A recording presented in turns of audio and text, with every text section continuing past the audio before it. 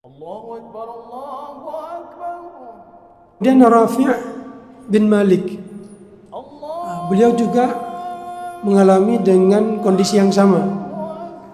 Yang beliau tidak diberikan umur panjang. Bahkan di antara mereka ini rata-rata, ya, tidak semuanya. Ini bukan sahabat-sahabat yang terkenal, tapi mereka punya peran yang sangat luar biasa. Kenapa? Asyhadu an la ilaha. Assalamualaikum warahmatullahi wabarakatuh. Alhamdulillah rabbil alamin. Wal 'aqibatu lil muttaqin. Wala 'udwana illa 'alal zalimin. Asyhadu an la ilaha illallah wahdahu la syarika lah. Wa asyhadu anna Muhammadan abduhu wa rasuluh wa safiyuhu min khalqihi wa habibuh. Nashhadu annahu qad ballagha ar-risalah wa adda al-amanah wa nasaha lil ummah wa jahada fillahi haqqa jihadih hatta ataahu al-yaqin wa tarakana 'ala al-mahajjati al-bayda layluha kanahariha la yazighu anha illa halik. Allahumma jama'na bihi kama amanna bihi wa lam nara warzuqna hawdah wasqina min yadihi syarifati syurbatan la nadma'u ba'daha abada. Rabbi shrah li sadri wa yassir li amri wahlul 'uqdatam min lisani yafqahu qawli. Sadaqallahul azim. Hadirin hadirat sidang jamaah salat subuh di Masjid Raya yang kita cintai ini, kembali kita bertemu pada pengajian As-Sirah An-Nabawiyah, di mana di sela-sela kita mempelajari sirah, mudah-mudahan kita mendapat keteladanan dari Nabi kita Nabi Muhammad SAW dan juga dari sebagian dari sahabat-sahabat yang pernah hidup bersama beliau. Pada pertemuan yang lalu kita sudah sampai pada pembahasan tahun ke-11 dan 12 kenabian, di mana pada tahun tersebut, itu khususnya tahun ke-11, datang sejumlah orang yang berjumlah 6 orang ke Mekah, kemudian dijumpai oleh Rasulullah SAW. Mereka berenam, dan Rasulullah menawarkan kepada mereka Islam sehingga mereka menerima Islam. Pada pertemuan yang lalu kita sudah menyebutkan 3 orang di antara mereka terkait dengan biografi mereka, pelajaran-pelajaran yang bisa kita amalkan dari sejarah kehidupan mereka. Yaitu yang pertama adalah As'ad bin Zurarah, kemudian yang kedua Auf bin Harith, kemudian yang ketiga Jabir bin Abdullah. Maka pada kesempatan kali ini kita akan menyempurnakan biografi ke-6 orang mereka, sisa dari 6 orang mereka, yaitu yang berjumlah 3 orang. Yaitu yang pertama Rafi' bin Malik bin Al-Ajlan, kemudian yang kedua Qutbah bin Amir, kemudian yang ketiga Uqbah bin Amir bin Nabi.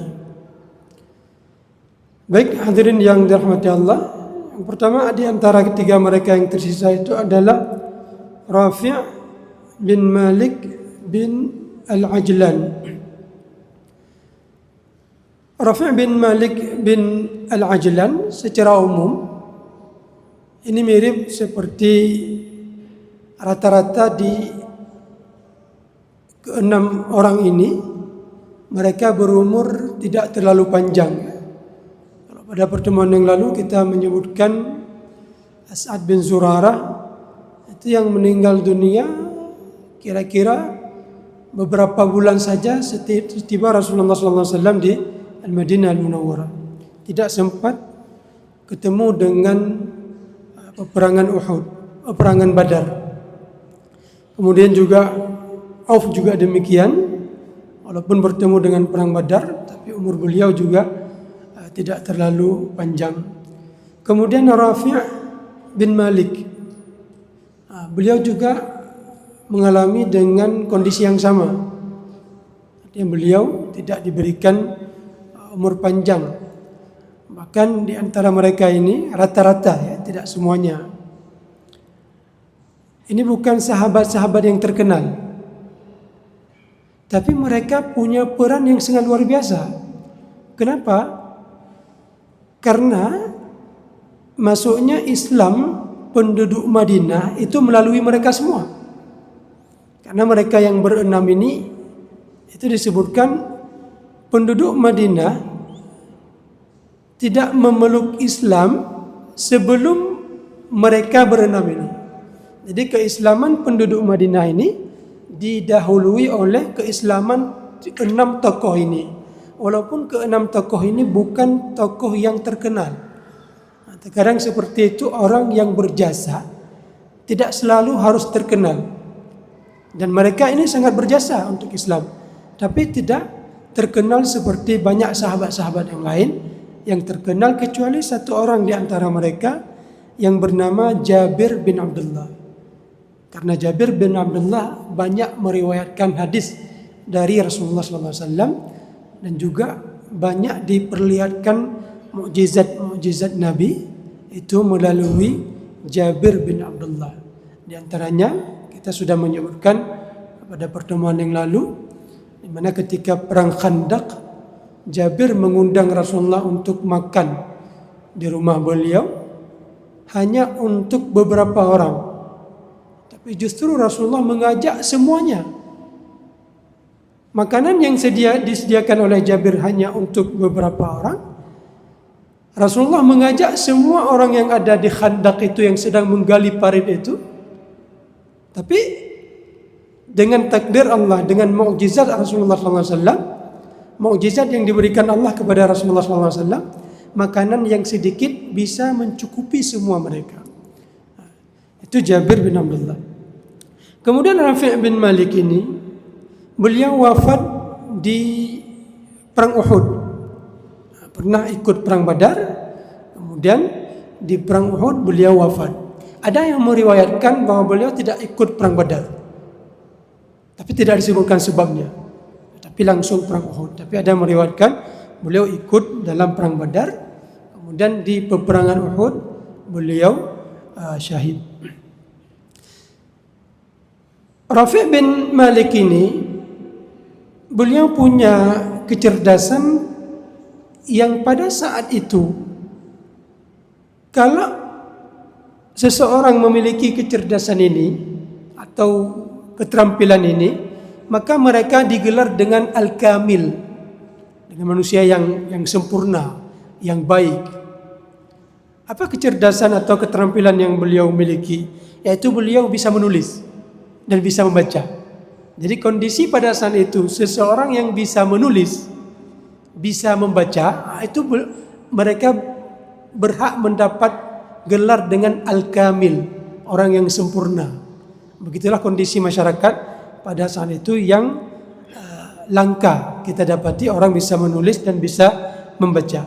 Maka beliau di masa jahiliyah sudah bergelar dengan gelar al-kamil, sosok yang mantap, yang sempurna. Dan ini menunjukkan bahwa Islam ini tidak hanya diterima oleh kalangan-kalangan yang lemah, tapi juga oleh kalangan-kalangan yang intelektual pada saat itu, seperti Rafi' bin Malik ini. Kemudian keterampilan beliau lagi, beliau pandai berenang. Seseorang yang hidup di padang pasir, kalau dia pandai berenang, ini juga prestasi yang luar biasa. Makanya nanti di masa Sayyidina Umar, ketika sebagian dari utusan dari Sayyidina Umar atau gubernur-gubernur beliau seperti Muawiyah meminta izin kepada Sayyidina Umar agar diizinkan berperang menggunakan angkatan laut, peperangan lautan. Umar tidak memberi izin. Kenapa? Karena laut ini mengerikan bagi masyarakat Arab. Nanti di masa Sayyidina Utsman baru diizinkan untuk berperang menggunakan media laut. Tapi pada saat itu, pada saat Sayyidina Abu Bakar, bahkan Rasulullah SAW, kemudian sampai ke Sayyidina Umar bin Khattab, itu tidak mendapat izin untuk berperang melalui lautan. Kenapa? Karena laut sesuatu yang mengerikan bagi masyarakat yang hidup di padang pasir. Tapi Rafi' bin Malik ini adalah punya keterampilan berenang. Berarti beliau memiliki sesuatu yang tidak dimiliki oleh kebanyakan orang pada saat itu. Jadi orang hebat. Kemudian juga beliau pandai melempar lembing tepat sasaran. Kalau ini mungkin banyak dimiliki oleh masyarakat Arab pada saat itu. Kemudian yang menariknya dari sisi kehidupan beliau, kita sering mendengar dari sirah Nabawiyah kita bahwa para sahabat dari Mekah berhijrah ke Habasyah. Bahkan 2 kali hijrah ke Habasyah. Kemudian Rasulullah hijrah ke Taif walaupun hanya beberapa hari saja. Kemudian nantinya hijrah ke Al-Madinah Al-Munawwarah. Tapi kebalikan yang terjadi dengan Rafi' bin Malik ini, beliau bukan hijrah ke mana-mana, tapi dari Madinah hijrah ke Mekah. Jadi di awal-awal Islam, itu tahun ke-12 beliau masuk Islam. Setelah beliau masuk Islam, beliau komitmen untuk tinggal di Mekah, meninggalkan negeri tempat kelahiran beliau, negeri tempat tumbuh besarnya beliau di Madinah Al-Munawwarah, yang pada saat itu disebut dengan Yathrib, berpindah ke Mekah Al-Mukarramah. Kenapa? Karena rindu ingin hidup bersama Rasulullah SAW. Yang kondisi Rasulullah dan para sahabat umumnya pada saat itu dalam kondisi terjepit.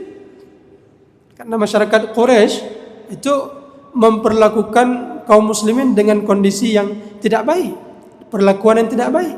Tapi justru beliau rela, sesuka hati beliau ingin hidup bersama Nabi sallallahu alaihi wasallam, ingin merasakan apa yang dirasakan oleh Nabi sallallahu alaihi wasallam. Dan di situ beliau ingin mendengar sebanyak-banyaknya ayat Al-Qur'an yang diturunkan kepada Rasulullah sallallahu alaihi wasallam. Disebutkan di antaranya beliau ketika mendengar diturunkannya surat Taha, itu beliau bergegas berangkat balik ke kampung, ke Madinah, untuk menyampaikan ke keluarga beliau. Saya baru mendengar surat Taha dari Rasulullah SAW. Kemudian ketika diturunkan surat Yusuf, beliau bergegas balik ke Madinah, menyampaikan surat Yusuf kepada masyarakat yang ada di Madinah. Jadi begitulah cara beliau untuk memindahkan dakwah Rasulullah SAW pelan-pelan ke Al-Madinah Al-Munawwarah. Kemudian beliau punya seorang anak, punya 2 orang anak, ya, namanya Khalad dengan Rifa'ah. Ada riwayat punya 1 orang lagi. Anak beliau yang bernama Rifa'ah,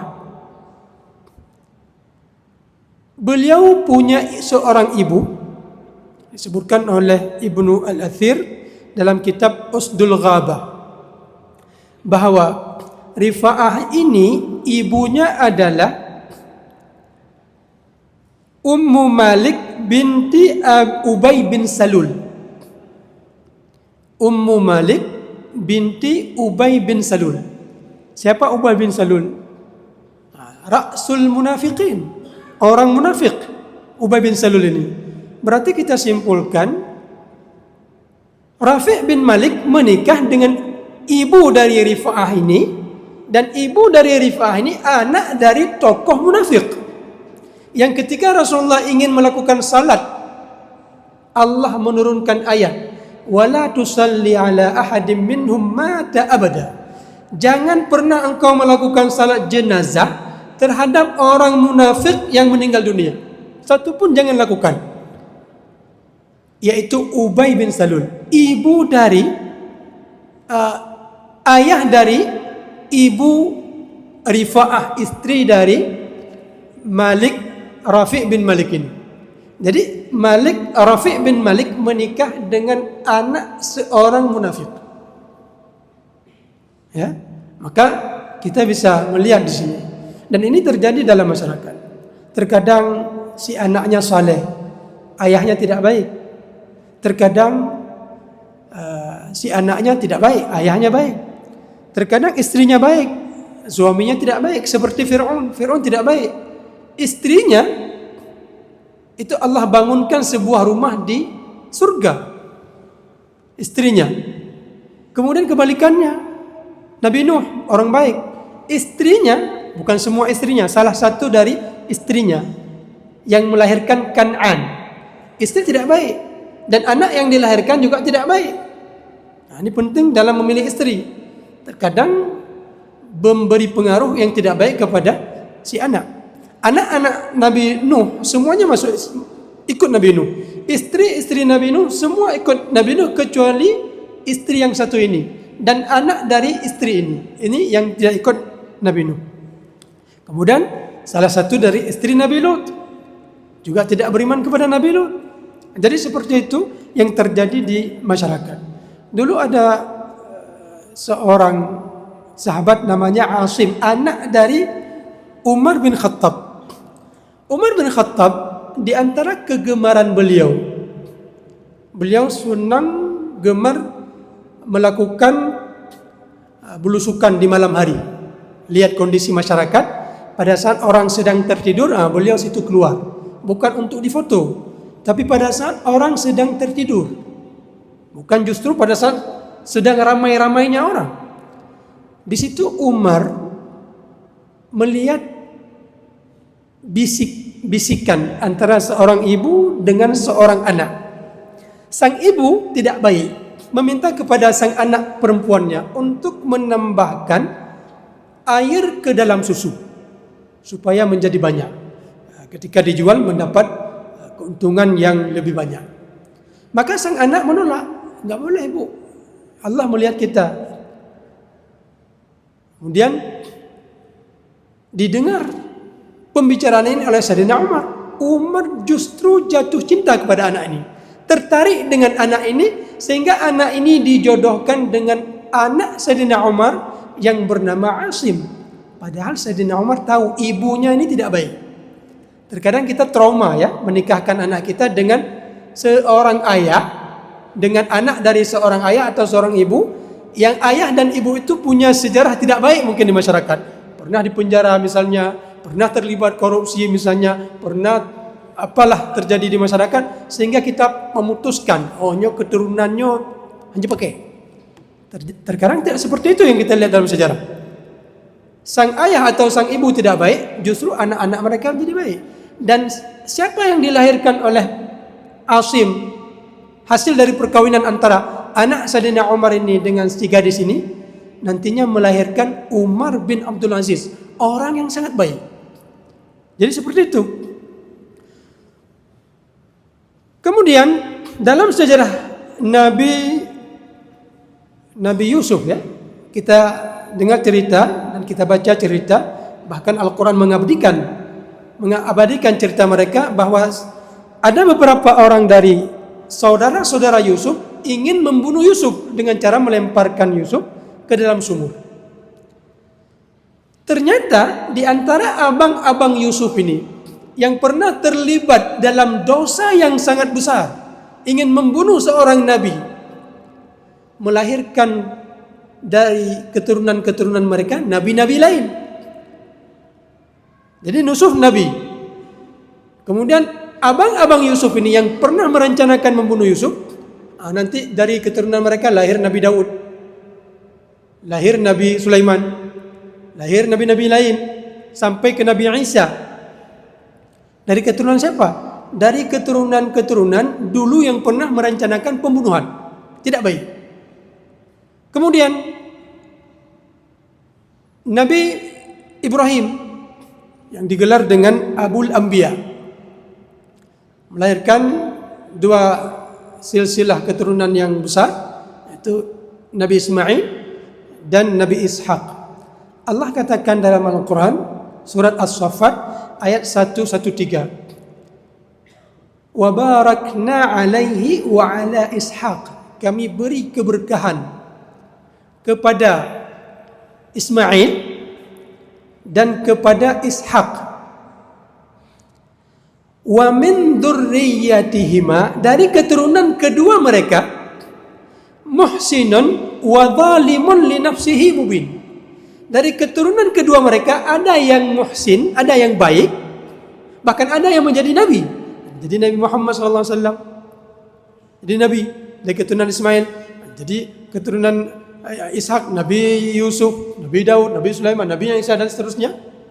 Nabi Yahya dan Nabi Isa berakhir pada Nabi Isa. Wa zalimun li nafsihi mubin, wa zalimun mubinun li nafsihi. Jelas-jelas zalim terhadap diri mereka. Dari keturunan Ismail lahir termasuk Musailamah Al-Kadzdzab, Abu Jahal, Abu Lahab. Itu dari keturunan siapa? Semua dari keturunan Ismail. Dari keturunan seorang nabi, dari keturunan Nabi Ibrahim. Binyamin Netanyahu lahir dari mana? Dari keturunan Bani Israel. Jadi ada yang di antara mereka penjahat, ada juga di antara mereka yang baik. Seperti itu, ya.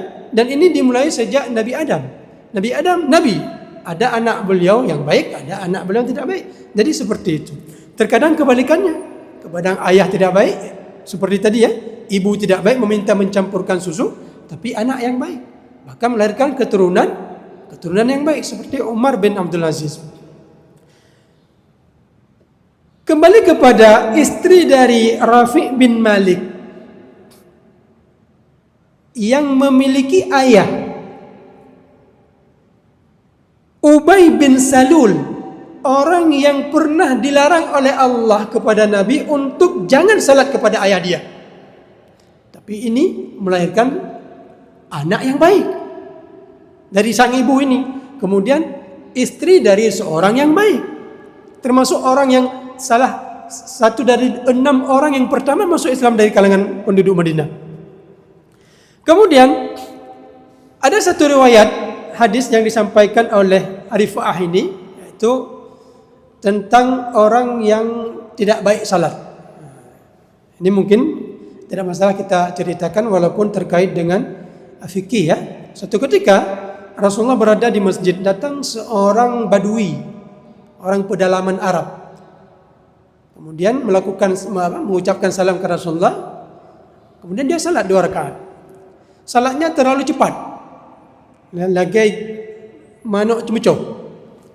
Kemudian Rasulullah memanggil, "Salli, irji' fa salli fa innaka lam tusalli." Ulang balik. Salat lagi, kamu tidak salat. Padahal dia salat, tapi Rasulullah membahasakan kamu tidak salat, seakan-akan dia tidak salat. Kemudian dia salat lagi. Kemudian pergi lagi berjumpa dengan Rasulullah.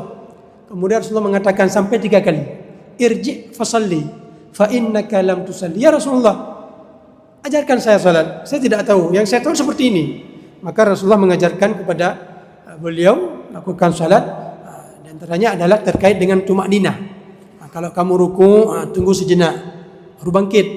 Ketika bangkit, tunggu sejenak, baru sujud. Ketika sujud, tunggu sejenak, baru duduk. Seperti itu diajarkan oleh Rasulullah melakukan tumakninah. Jangan seperti ayam mematok umpannya, ya, terlalu cepat. Ini satu riwayat yang disampaikan oleh anak dari Rafi' bin Malik ini, yaitu yang bernama Rifa'ah ini, yang ibunya adalah anak dari Ubay bin Salul tadi. Baik, yang kedua, Qutbah bin Amir bin Hadidah. Qutbah bin Amir ini, beliau juga Tidak seperti rata-rata para sahabat yang berumur panjang, tapi lumayan ya. Hidup beliau sampai di masa pemerintahan Utsman bin Affan. Utsman bin Affan wafat di tahun 35 Hijriah. Menjabat sebagai khalifah di tahun 24 Hijriah. Maka Qutbah bin Amir ini wafat pada masa pemerintahan Sayyidina Utsman bin Affan. Beliau juga salah seorang dari 6 orang yang paling duluan masuk Islam di kalangan penduduk Madinah Al-Munawwarah. Dan beliau melakukan menyaksikan semua pertempuran yang pernah dilakukan oleh Rasulullah SAW. Semua peperangan yang dilakukan oleh Rasulullah beliau ikut bersama Rasulullah SAW.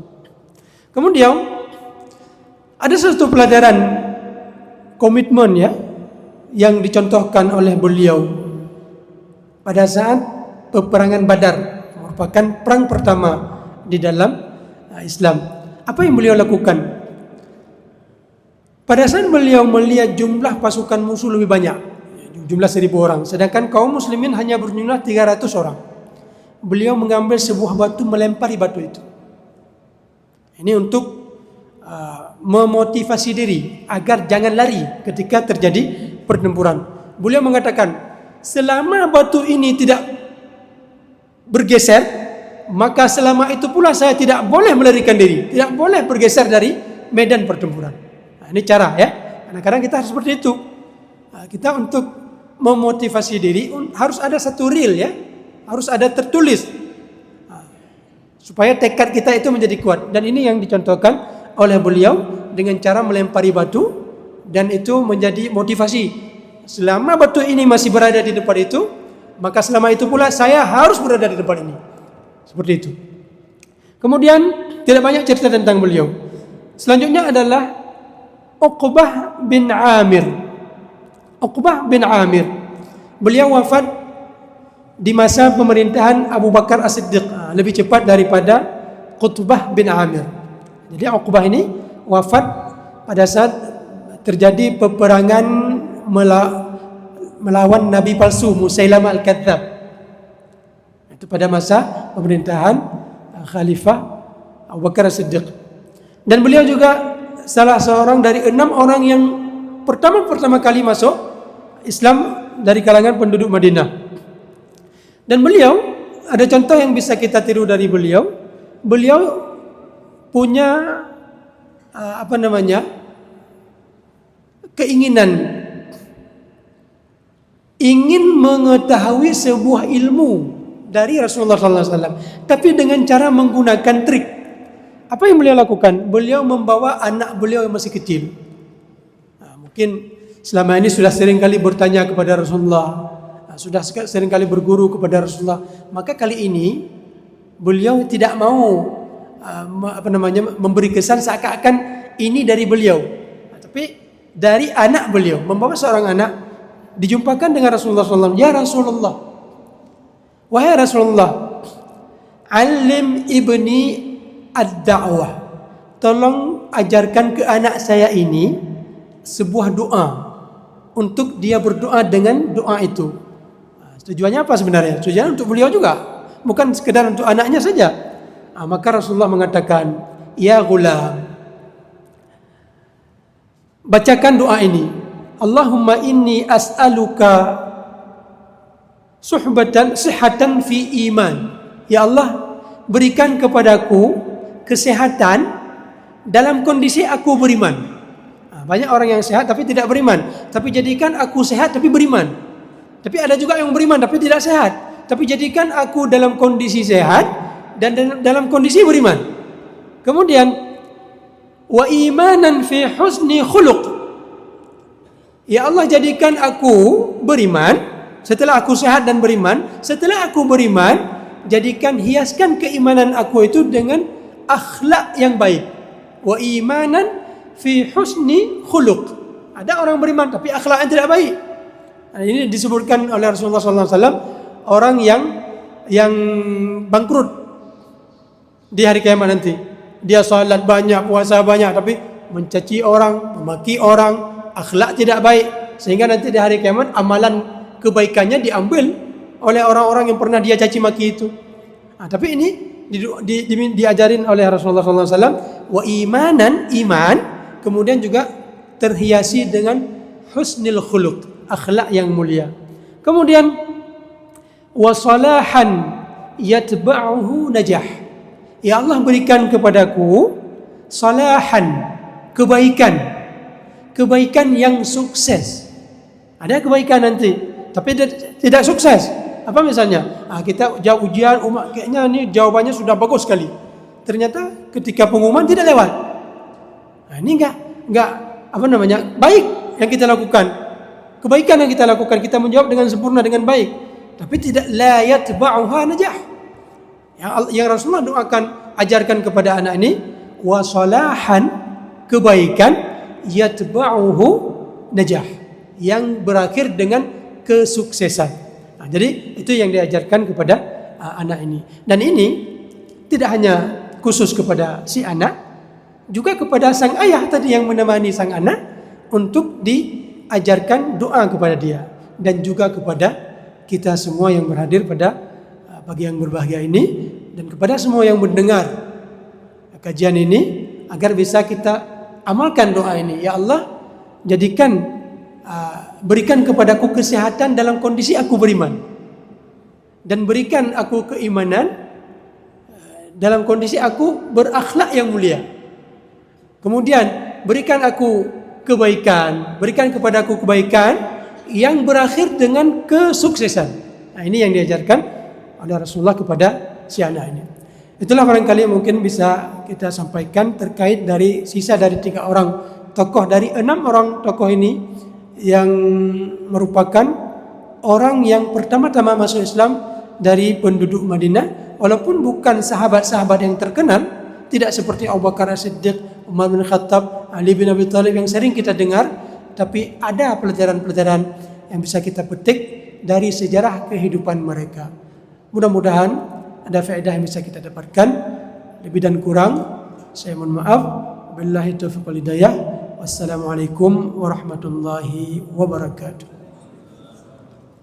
أعوذ بالله السميع العليم من الشيطان الرجيم بسم الله الرحمن الرحيم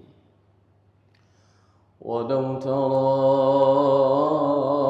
إذ المجرمون ناكسوا رؤوسهم عند ربهم ربنا أبصرنا وسمعنا